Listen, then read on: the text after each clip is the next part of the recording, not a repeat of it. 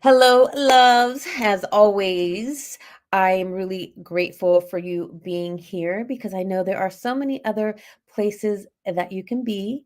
And today, I am looking forward to another having you here for another episode of Real Talk, where I get to have real life conversations with incredible people from my circles and communities who have overcome challenges and created amazing.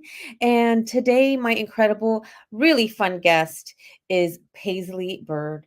Paisley is an actress who was just nominated Best Actress at the San Diego Film Consortium. She's also a storyteller, writer, and an experienced certified insight coach. Paisley specializes in helping others learn to coach themselves.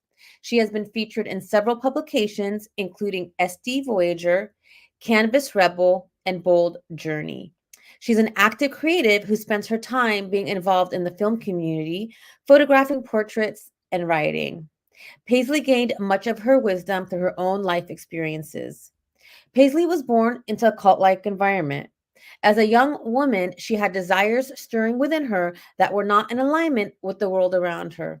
So she chose to listen to her internal guidance and the fire inside her and made the courageous decision to take steps to leave the cult.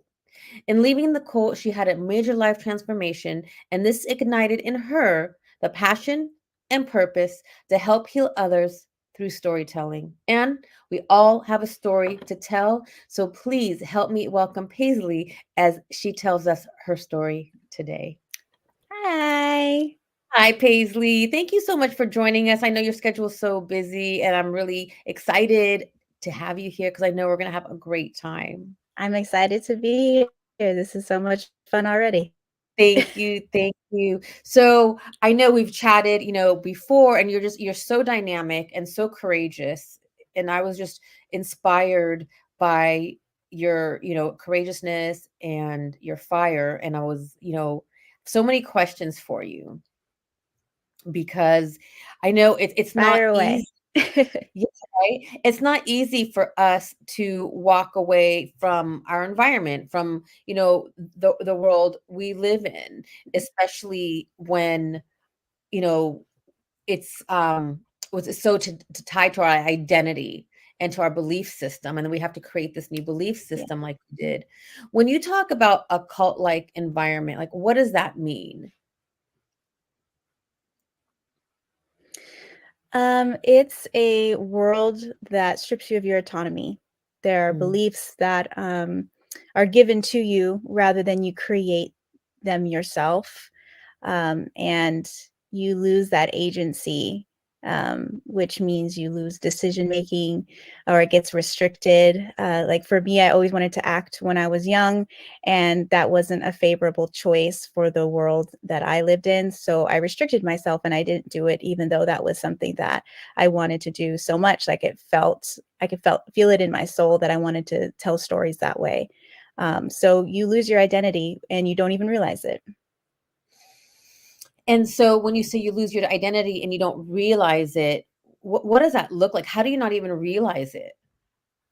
Well, I was born into it, so I didn't know, it was so contained, my world, that I didn't know what was out there. I was only knew what was spoon-fed to me. So my identity wasn't something that I created, so there was no way for me to look objectively at who I was because I was being told who I was. So you don't know. And there are things in life though and things that I experienced that um kind of made me think a little bit that didn't sit right with me, and that's kind of what psychology calls cognitive dissonance. And you have a Mhm. lot of that when you're in a cult or cult-like environment. So you don't know when you're in it because you haven't experienced anything else. Right. And I recently learned the word cognitive dissonance. It's when something has been, ingrained in you or repeated a belief or a story that you just Mhm, take it to be true when in reality that's not the fact. mhm. And I've experienced that and it's Right. scary. it's scary to believe, oh my gosh, like this is Mhm. really what I believe to be true. However, once you step out and gain this awareness and you recognize, like, okay, that's not true, it shakes you a little bit. Yes. Yeah, I think when you start listening to your intuition, the Mm, cognitive dissonance starts to kind of fade. You start to there's a place in your psyche, at least for me, that started fighting against it, and it was extremely uncomfortable, but it was mhm. like opening Pandora's box. So the more that I fought it and the more that I proved a truth to myself, the more freedom that I gained.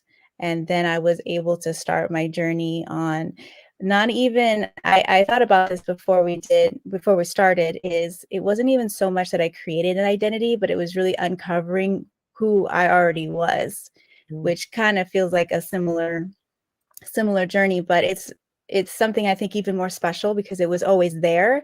You're just layers yeah. and layers of other things that I didn't want to be. So once I, dug down and unpeeled those layers, that freedom made me so much happier.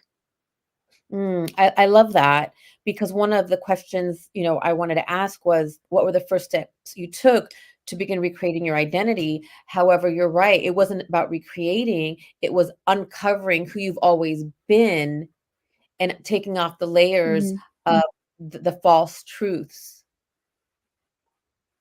Exactly. Beautiful. So what would you Um, say was the first step you took to start getting to the true you? it actually had to do with my marriage. I actually went through a divorce, and during that process, you know, the environment that I was in, divorce is not really an option. There's only certain, you know, specifics or requirements in order to get a divorce, and I was doing it without those requirements. And I had valid reasons to do so besides their reasoning, and they did not handle that well. And as soon as I went through that, I realized how wrong that was and how devastating that is to others to put on a restriction that is not good for somebody's body, mind, and soul. And so I decided to take off that weight of authority that they had over me for most of my life. And that's when I started really looking into my beliefs and challenging them. And it just went from there. And what do you think was like, what was the first step? Like, how do you begin to unravel your beliefs? Where did you start? Because there's so many. There's so many, but I got to a point where I was very just ill. I was Mm, extremely fatigued. I couldn't sleep. My appetite was gone. Like I had such mental fogginess. Like it was a spiritual, I was spiritually dying. And mm, I realized I couldn't live like that. And there's something inside me that says you need to examine all the things in your life, because it took a little while to go down that spiral. And so I thought, oh, right. maybe it's my job, maybe it's my hobbies, maybe it's my friends, but never examined my beliefs. And it wasn't until I really was more objective about things in my life that I saw what was actually wrong. And it was right there in front of me, but because of how I was raised, I didn't see it. Well, that goes back to the cognitive dissonance that you were talking about. And it's interesting because I was listening to another podcast this morning, and something they touched on was when you're not, I know this sounds cliche, but it's not. When you're not in your true self, when you're not loving yourself, you just feel the things that you mentioned, like not sleeping, not Mhm, eating, feeling fatigued, feeling tired. And so all of that sounds like it was your soul telling you like something was off. And do you believe in our society mhm. today that people just take that as, okay, this is stress, this is how we live, not recognizing, okay, there's something that needs to change in my life, as opposed to, I'm tired, I'm stressed, I'm not that hungry. That's just life. Mhm. Do you think that we've just kind of Yeah, I accepted think it's these? become a norm. Mhm. Yes, I believe it's become a norm, especially in Western culture, where instead of taking a step back and doing the hard work of that pain is a signal, we Mm, looked for, distractions and other coping mechanisms, but those are only temporary. You're still going to have that void somewhere in you, and you're going to fill it up with junk food instead of the oh, healthy stuff that no. will take longer. Well, it'll take longer to get there, but it's gonna be more solidified, than just whatever feels that temporarily. I agree with you, and I've been on this journey for a very long time, and I like what you said. It's like, we use these things to cope, and Mhm. also I wasn't able to let all of the things go at one time. It feels like it's a No. journey. It's like little by little, Mhm. which brings me to, you took a lot of risk, Yes. and taking the steps to leave this. And, when we spoke last time, you mentioned, like, I was in a very dark place. Mhm. How were you able to move through that dark place? Oh boy. Well, I did have people around me that really helped support me. Like they even helped me find a place to live where I could be on my own, which was a huge game changer because I had never lived on my own before, and having that like peace was I could relax. Mm, I was still in survival mode, but it wasn't as intense, and so I could really take the time to plan a future and think about a future rather than just day-to-day living. Uh, and so that's when I decided to just try the things that I've always wanted to do. Like there was an excitement that I felt as soon as I was mm, on my own. And that's when I decided to join the acting studio. And that completely changed my life because I had a new community, which is exactly what I lost and exactly what I needed. And mm. so that's when I examined other things and went back to what do I need? We need, social, we need health, we need spirituality, just the basics. And when you lose everything, you need to make sure that you fill it up with things that are in alignment with you. And so it was a huge process, but slowly and surely that helped me get out of that dark space. And there's been other times where you fall back into it, but that's okay. It's kind of like an addiction. You're going to have a relapse because that's just how your brain was formed, and you can train it and unlearn things, but it is gonna take time, and you're gonna have to have grace with yourself. You're right. I mean, we can definitely reach it's not easy, but No, our brains do have neuroplasticity. So exactly. we, started this behavior this way, and then we can rewire it. It's just not easy because we keep going back, you know, to it's a habit. It's a Yes. habit. Now, have you found that, the longer you're on this journey, when you fall into those dark places, does it feel like easier to get up, or, are you in those dark places, are they less intense? Do you stay there not as long? Yes, I've done so much work in many different areas with many therapies and modalities that now I'm at to a place where when I do get in those dark moments and I spiral, I'm very aware of it. And depending on what the trigger was, it puts it more into an objective space for me, knowing Mhm, that it is temporary. Um, and so yes, it is a lot easier to get out of, instead of just staying there for days or weeks or even months. mhm, Usually for me, I can get out of it within that day. And just knowing that a lot of the time you just need a reset. So if that mhm. means relaxing or just going to bed early and just starting the day anew, those are some things that always really helped me. I love it. I love it. And it's possible. I mean, that's why you're so inspiring. And I was so excited to share you and highlight you with Thank our you. audience. Thank you. Because, our brain is wired to need to belong, Yes.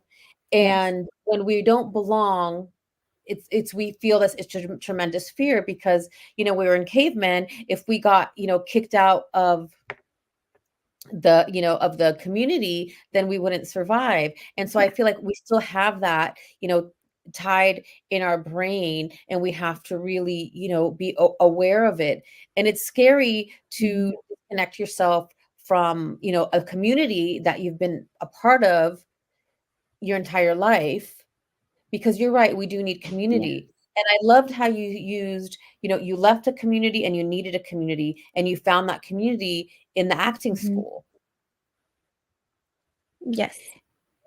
And so how do you feel now when you how do you feel now, and how's your sense of belonging now? It's something that I still struggle with. I feel like I'm still kind of, even though it's been, I think, about 5, 6 years, it's still something that, I find myself feeling like an alien, to be completely transparent. But I know that if I feel it or if I think of it, somebody else has too. Like we're not special in that way. We are all connected. And so that always brings me relief that even if I do feel like that, there's people around me to remind me that I do belong. I do have a family. I do have friends.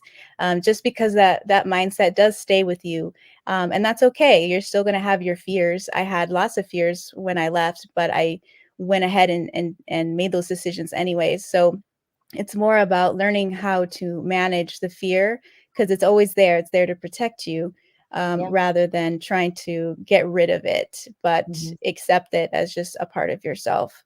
So when I have that fear of not belonging or not being, good enough for something, I just remember that, it's a temporary feeling because of all the, unlearning that I have to do. Mm, I love that, the unlearning, the unlearning. Mhm, We do. We need to unlearn to get to who we really are inside.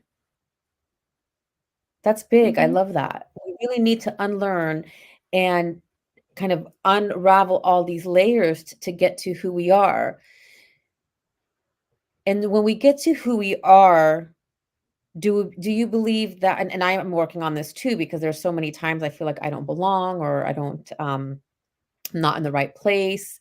But do you feel like once yes. we connect with the deepest part of us and connect to that higher source, do you feel like that we'd still have that feeling to belong, or do we just belong to ourselves? I know that's a hypothetical question. Yeah, I think it's both. I think when you have that connection to your inner self and you have that confidence, even though a Mhm. sense of belonging is important, it's something that we need as humans.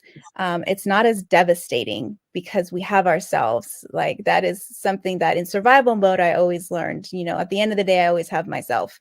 But there's a balance to that, because I was definitely, and I still struggle with this, hyper independent. So I Me think, too. that it is that it is a balance. But you start to make true friends and true community when you have yourself, Yes. and those are lasting connections. Yes. And I've noticed on my journey, when I give, grace to myself, or when I give love to myself or compassion to myself, I begin attracting that from outside. And so I've learned that it begins with Mhm. me. If there's something that I feel I need from outside, I need to go and look within myself, because I'm not going to receive it unless I'm giving it. And I Yep. think it starts with us. Um, Mhm. what do you think are the three most important qualities that it takes for us to begin connecting with our true self? Ooh, you have to have definitely patience. Mm, Um, I know for me, I always wanna hurry up and do the thing, whatever the thing is, because most of the time I'm very excited, especially when it comes to personal and spiritual growth, but that's actually the opposite of what you need to do. You really need to surrender, and there's no such thing as control in the way that we think of it. In order to have a sense of, control, you have to let it go, and you can't do that unless you have compassion and patience for yourself. So I think yes. those are those are very important, as well as a sense of resilience, and a Mhm. confidence in yourself. Those are, um, very important things. I think it's like 3 or 4 things I said, but they all Yeah, interconnected together. I agree. I mean, you said confidence, Mhm. resilience, patience, it's huge, huge. I don't think I've given enough thought to patience because in the past, for me, like you said, it was resilience, persistence, commitment. And recently I've Mhm. realized like patience is really up there on the list because so often like we're doing all of this work and working so hard and we don't recognize, okay, this takes time, it needs patience, and before the Mhm. the light bulb goes on, before we reach the finish line we quit because we don't have that patience. Mhm. And we have people that are Mhm. so talented, yet they put in the effort, yet they quit before they get to the finish line because of that patience. So thank you for really validating how important patience is. It's Mhm. That's gonna be my new word because 'cause I'm with you on the surrender and you can't control. So, yes, sister, patience is on the top of that list. So, love that. So, you know so talk to me, I know that you've kind of, ignited your passion and you had your own life transformation and that really, led you to your purpose as an insight coach. Can you share with us like what is an Mhm. insight coach and how do you support your clients? I support my clients through storytelling because when I looked back at my life, it's like, what kind of story do I want to tell? What story do I tell myself about myself? And so, one of the things that I do with my clients is we think of different types of writing exercises for them to do. Because for me, an insight coach is to help you understand yourself better. Because if you understand yourself better, you're going to make better decisions for yourself. You're going to be in better alignment for yourself, and it doesn't really matter who you are, what you're trying to do, as long as you're committed to it. So my clients come from all different types of backgrounds, but they all have one thing in common, and that is they want that growth. And there's that missing something from their life. They're struggling with identity, even sometimes types of grief, Mhm. and that can challenge your identity and challenge your purpose. So anyone that is wanting that insight at a very deeper level, because you have to have a humility and also an empathy to realize that you need help getting deeper. And I know Yeah. that from experience working with coaches myself. Humility is huge. And sometimes people are delusional and they don't really believe they need that type of, help. Mhm. And there's a false sense of confidence. And so Mhm. how can you, move forward with a sincere confidence and humility as opposed to that insecure confidence and recognize, okay, I need support. Because sometimes when people they have a negative connotation to getting support, like it's weak. But in reality, the most people that the top 1% of players in any industry, I don't care what it is, they have coaches, Mhm. therapists, coaches, spiritual healers. Mhm. So how can we step from insecure confidence into that humility and secure confidence? I think you have to be able to just stop and just look at your life and look at yourself and say, okay, what is working and what is not working and why? Like one of the things that I do personally is I ask myself questions all the time. One of the things that I also ask my clients is, are you happy? Now, I don't believe happy is a permanent state of being, but there is a sense of peace and relief when you are in alignment with yourself. Mhm. So if you're feeling off, there's it's telling you there's something there. So if you listen to that voice, and you have to really listen to it, though, you can't make excuses for it because you want your life to be a certain way. There's a reason why you have that feeling. Every feeling that we have is a signal. It's there for a reason. Even if it doesn't seem reasonable at the time, there's always there's always a reason. And so if you take that time and you just stop and you listen, you will gain a wisdom that you can't get anywhere else. You can have people help you get there, and they can expand upon it for you. But unless you do that yourself, it's just not the same. You're going to stay in that insecure state. And that's scary, to really get Oh yeah. into your truth, because the ego helps keep us safe, and sometimes that's where the delusion comes in, especially if we are in those perfect pictures and we have that perfectionism. Oh my goodness, for us to recognize, like, okay, like, I need help here, or I need room for improvement, Hmm. like, the ego's terrified, especially for us Yes. perfectionists, like, to recognize, Yes. oh my gosh, like, I'm not perfect. And I believe perfection is a form of self-sabotage, and I work on that all the Hmm. time. I'm Hmm. aware of it, but again, it's tied to my identity from the world around me, like, you had to be Hmm. perfect, and to really look in the mirror and say, Yeah. "Okay, like, this is where I'm falling, and this is where I need help." That's hard. Yeah, and there's a certain level of self-acceptance. I believe there are levels of it, just like there's levels of confidence and everything. There's different tiers. And so in order to really release ego, but it's always going to be there. So you For can sure, release it, but in a way where you're still friends with it. You have to be friends with all your parts. You really do, 100%. or you're I going to believe that. stay in Yeah. whatever miserable state you're in. And I so totally agree with once you. you have that acceptance, it's so much better. I agree with Thank you. you. And I know when I first, and we can talk spirituality, because I know that's, part of your coaching as well. When I first, got into the spiritual communities, and it was about, completely getting rid of the ego, I bought into that, and then, on my own journey, I realized, well, I can't get rid of my ego. My ego helps me. However, like you said, how can I make friends with it and recognize when it goes up to sabotage me?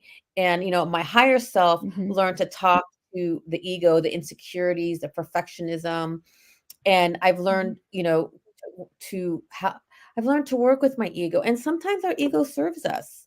Our Yes. ego does drive us to be, Hmm. to take that next step.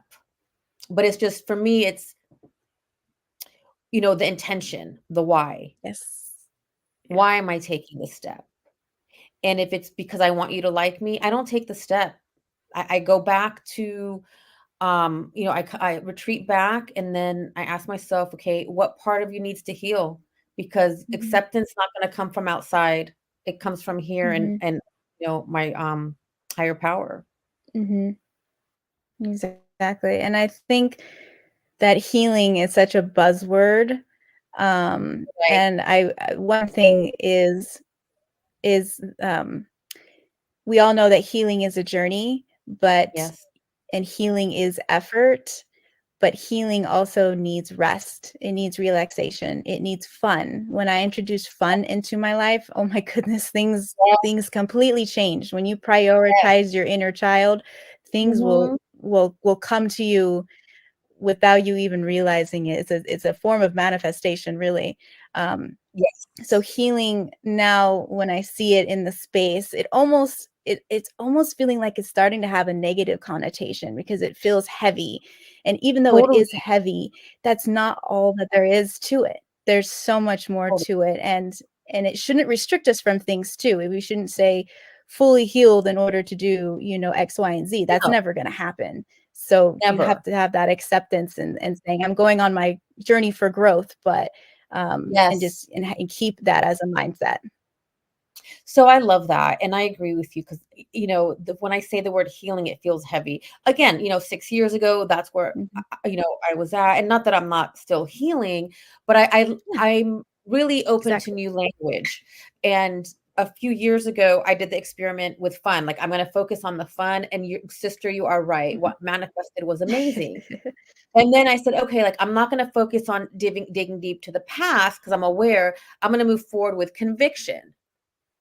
Yes, yes, And that's a great I word. love and moving forward with conviction for me. Oh my God, it has made my life so much lighter, so much Mhm, lighter. And the next thing I love, what you said was, growth and expansion. And so mhm, can we, say, I'm committed to my growth and expansion because the healing is just tied to that anyway. So instead of, mhm. so what do you think? Can we say like I'm committed to my growth and expansion? I mean, because like you said, healing, yeah, healing feels heavy to me these days.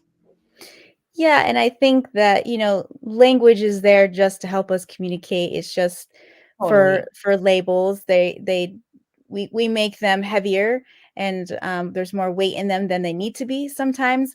I prefer to use the word growth because of just right now the current connotation of that language seems to be it feels to me more freeing Mhm. and more fun Yes. because healing is a part of it is like the subclass, so that's that's one of the reasons why I prefer that word. I love it. I love that too. Speaking of fun, you were just nominated as, Best Actress in the San Diego Film Consortium.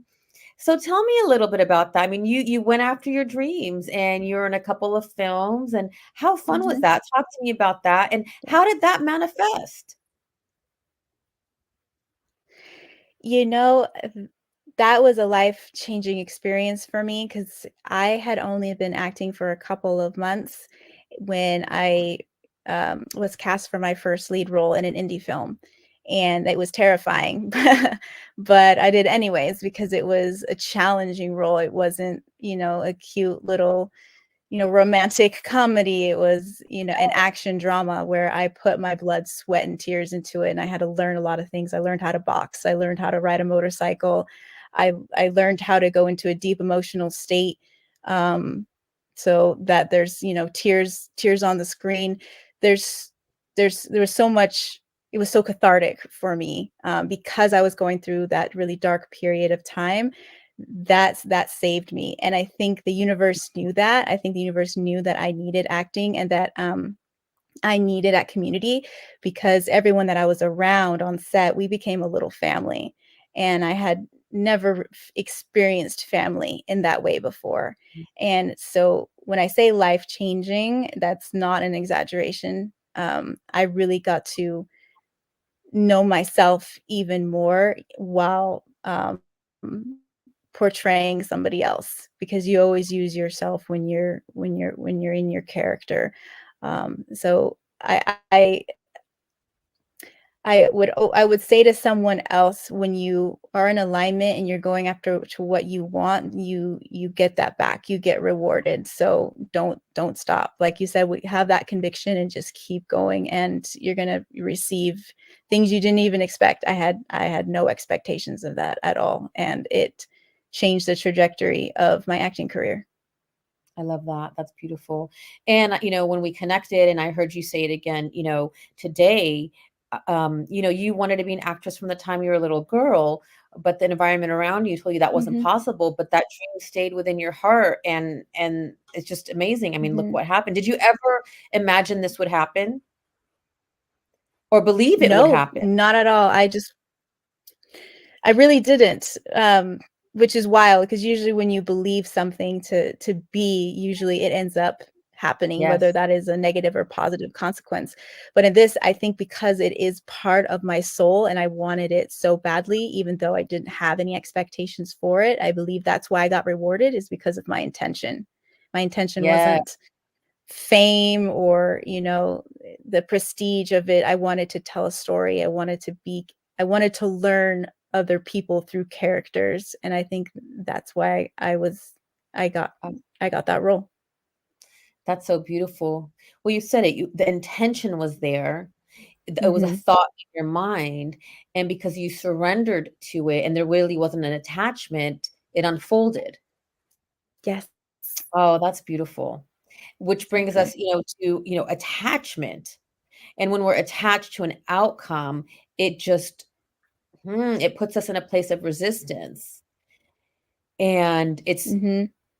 difficult to manifest that way.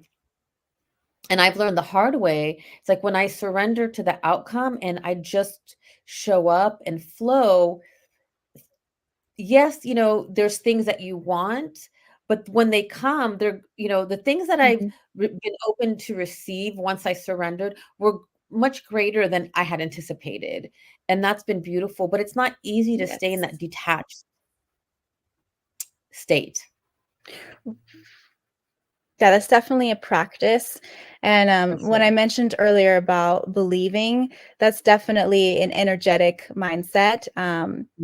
It's something that I appreciate about manifesting is, if you want to feel more abundance in your life, then there's a sense of gratitude you should have right now. There's a lot of work in the present in order to receive things for your future. And yeah, it'll be a wonderment. You'll receive things you never thought possible, things that you need rather than just what you want.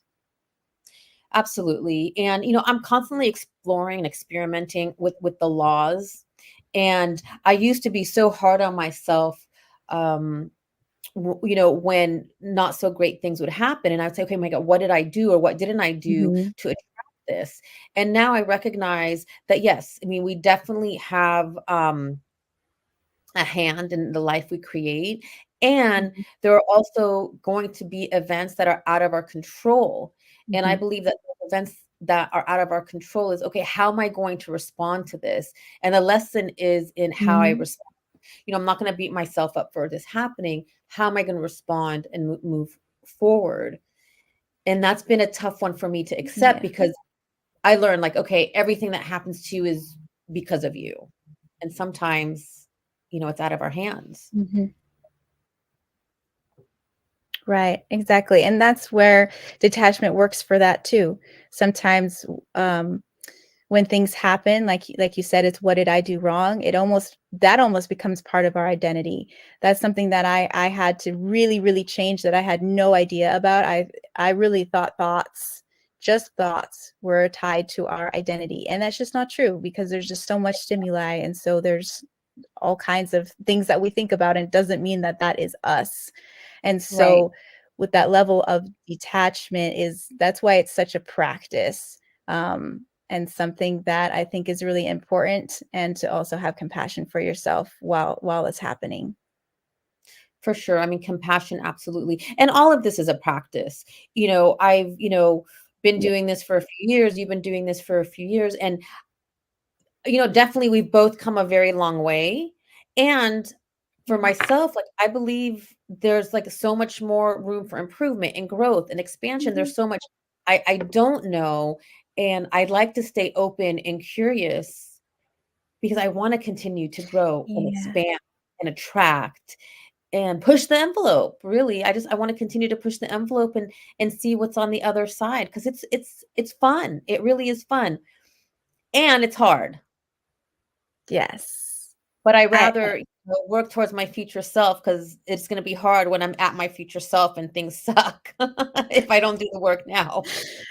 Well, I would really like to highlight the word you said, curious, because that is one of my favorite words. I think that's also something that helped me transform and get out of the dark places. I was just curious about the world. I had never seen the world with new eyes before. Yeah, And beautiful. so, yeah, once we do all that work and something bad happens, then there's a curiosity to it, I think there too, where we can become introspective, negative or positively.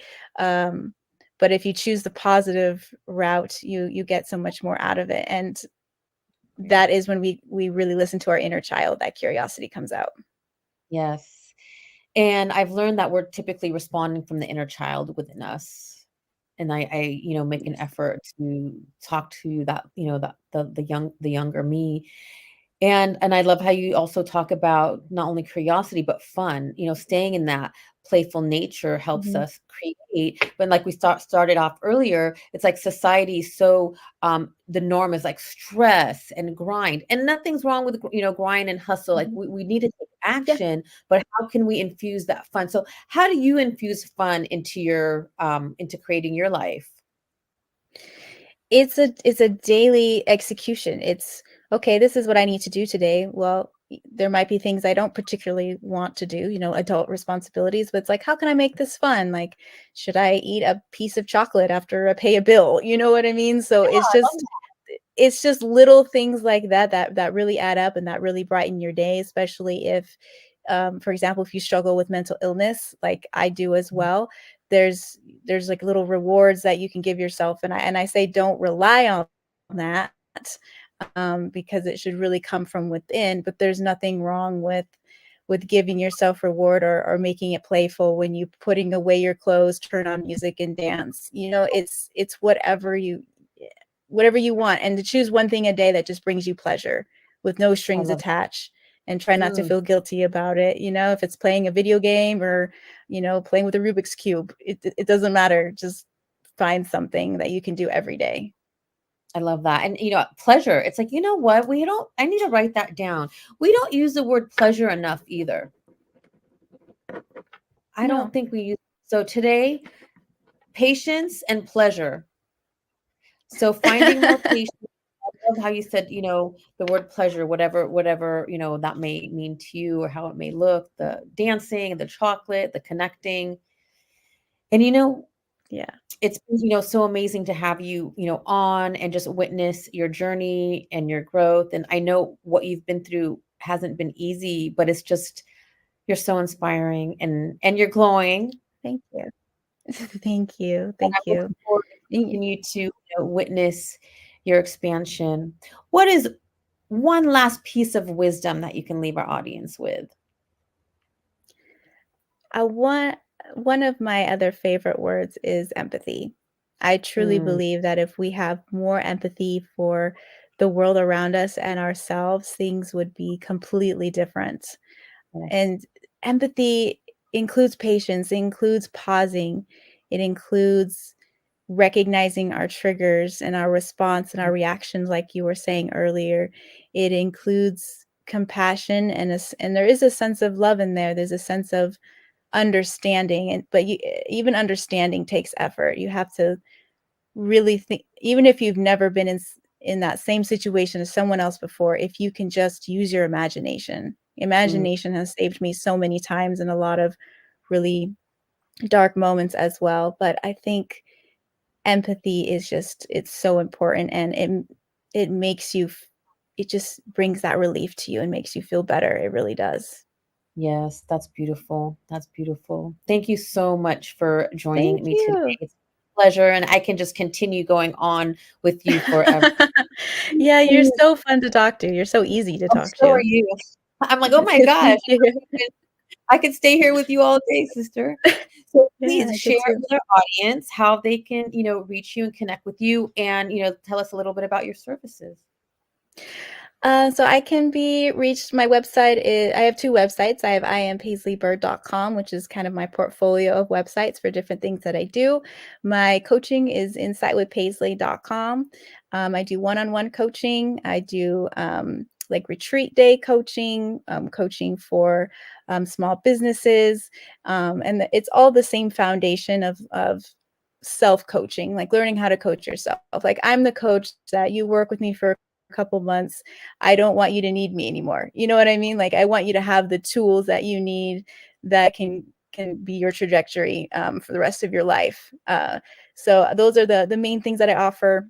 I also offer something called intuition letters, which is, it's basically as a less expensive version of coaching for just one issue or one concern, that someone can write in a question or a situation that they would like to have some direction on, and I will write a letter to them about whatever concern that there is, about some things that they could consider, um, for whatever they're working on. And yeah, those are the few things that I offer. I love that. And what we'll do is have your contact information, at the bottom of this podcast. And if you're watching the replay, please don't hesitate to put the questions in because we will definitely respond to those and I'll definitely lead you to Paisley. So it's been an incredible opportunity to have you here with us today. Thank you. I really appreciate you. And for those of you watching and for those of you on the replay and listening, as always, thank you so much. I am so grateful Mhm. for you because I know there are so many other places you can be. And please share, like, and subscribe so we can continue to show up and bring you incredible guests like Paisley Bird. Thank you. And you're welcome. Stay with me, Paisley. And to the rest of you, we Okay. wish you a beautiful and incredible rest of your day. Take care. Bye.